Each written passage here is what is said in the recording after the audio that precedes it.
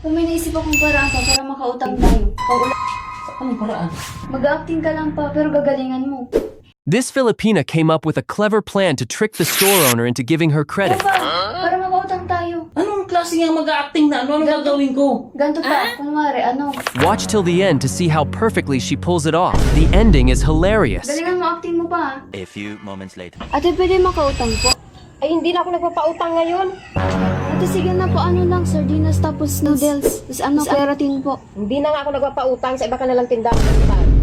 Sige na ate, wala kasi si Papa, baka pwede mo ko pagbigyan. Wala nga, hindi na ako nagpapautang ngayon. Anong ginagawa mo dito? Pa, ba't kayo nangaingan? Galing ako dun sa isang tindahan. Nag-uutang ako, hindi ako pinautang. Inudas ko na yung tindira. Ikaw, anong ginagawa mo dito? Umutang nga rin ako pa. Pinautang ano? Pinautang ka? Hindi nga pa eh. Hindi rin. Anong hindi? Nagpapautang ako. Ito na, oh. Yan lang naman pala, oh. Ay, oo pa. Salamat po. Ano pala si ate? Lista mo na lang. Sige na. Kabait naman pala.